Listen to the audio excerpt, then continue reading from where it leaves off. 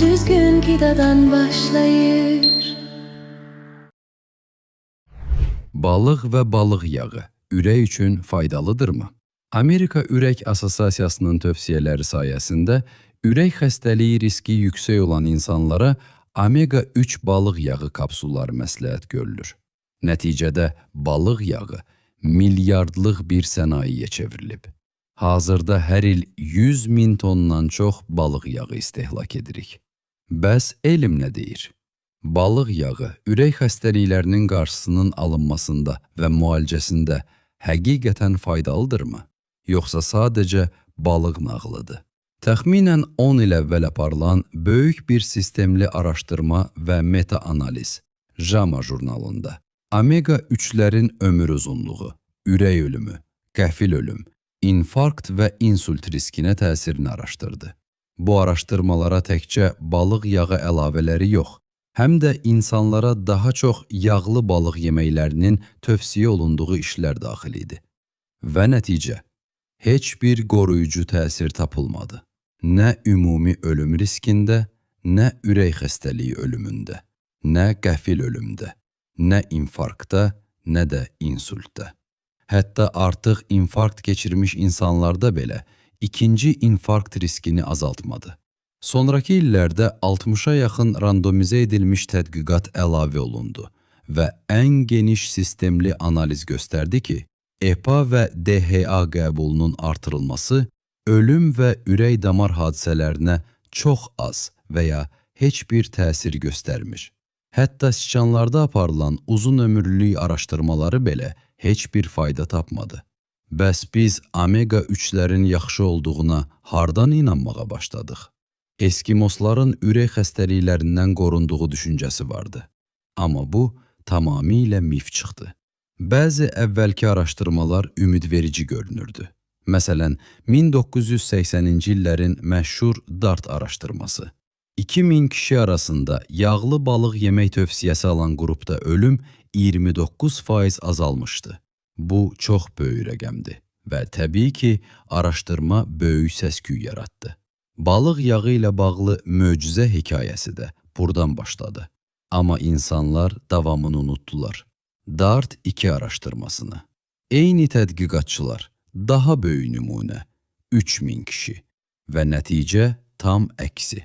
Yağlı balıq yeməyi tövsiyə edilənlərdə, xüsusilə balıq yağı kapsulu verilənlərdə ürək ölümü riski artdı. Balıq yağının ürək ritmini pozması, yəni proaritmik təsir ilə bağlı narahatlıq yarandı və hətta balıq yağı sizi öldürə bilərmi kimi məqalələr dərc olundu. Amma yenə də bütün araşdırmalar birlikdə təhlil ediləndə ümumi ölüm riskində demək olar ki, heç nə dəyişmiş. Bundan əlavə, balıq yağında çirkləndiricilər, dioksin, PCB mövzusu var. Hətta distillə edilmiş balıq yağlarında belə oksidləşmiş zərərli maddələr tapılıb. Asiya, Avropa, Yaxın Şərq, Avstraliya və Şimali Amerikada aparılan araşdırmalar göstərdi ki, məşhur omega-3 əlavələrinin 24%-dən 92%-nə qədər hissəsi təhlükəsizlik standartlarını aşır.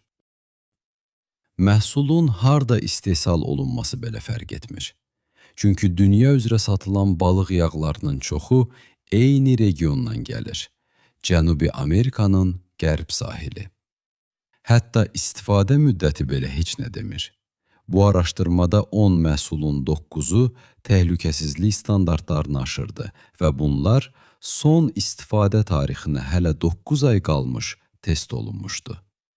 Ən bahalı balıq yağları daha çox çirklənmiş çıxıb. Çünki daha yüksək konsentrasiya bərabərdir daha çox oksidləşmə ehtimalı. Yosun mənşəli omega-3 məhsulları isə daha təmiz olur. ABŞ balıq yağı satışında dünya lideridir. İllik dövriyə 1 milyard dollardan çoxdur. 3 ən çox satılan məhsul test edildi. Hamısında oksidləşmə səviyyələri həddən artıq idi. USDA-nin araşdırması da göstərdi ki, məhsulların 70%-dən çoxunda etiketdə yazılan EPA-DH səviyyəsi belə yoxdur. Amma daha böyük problem etiketdə yazılmayanlardır. Çirkləndiricilər, oksidləşmə məhsulları və doymuş yağlar. Bu səbəbdən balıq mənşəli omega-3-lər LDL xolesterolunu bitki mənşəli omega-3-lərə nisbətən daha çox artırır. Oksidləşmiş balıq yağının insan sağlamlığına təsiri tam bilinmir. Amma heyvanlarda aparılan araşdırmalar göstərir ki, uzun müddətli qəbul, iltihab, orqan zədələnməsi və sürətli damar tıxanması yarada bilər. İronikdir ki, etik səbəblərlə insanlarda test aparmaq düzgün hesab edilmir. Amma əslində bu eksperiment dünyanın hər yerində insanlar evdə balıq yağı içdikcə baş verir. Bütün araşdırmalar birlikdə təhlil edildikdə, JAMA meta-analizinin nəticəsi belə oldu. Balıq yağı əlavələrindən istifadə etmək üçün artıq heç bir tibbi əsas qalmayıb. Bəs xəstələr balıq yağı haqqında soruşanda həkimlər nə etməlidir? Mount Sinai xəstəxanasının lipid və metabolizm direktoru deyir. Bu qədər mənfi nəticədən sonra həkim olaraq vəzifəmiz balıq yağı əlavələrinin tövsiyəsini dayandırmaqdır. Bu arada çox böyük 5 yeni araşdırmada dərc olundu. 10 minlərlə insanı əhatə edən və onların 4-ü tamamilə nəticəsiz qaldı. Ascend, OMEMI, Strength və Vital heç biri ölümü və ya ürək hadisələrini azaltmadı. Yalnız Reduced araşdırması 25% azalma göstərmişdi. Amma problem var. İstifadə edilən plasebo düzgün deyildi. Şirkət neytral yağ, məsələn qarğıdalı yağı əvəzinə mineral yağ verdi. Mineral yağ LDL-i və CRP-ni ciddi şəkildə artırdı.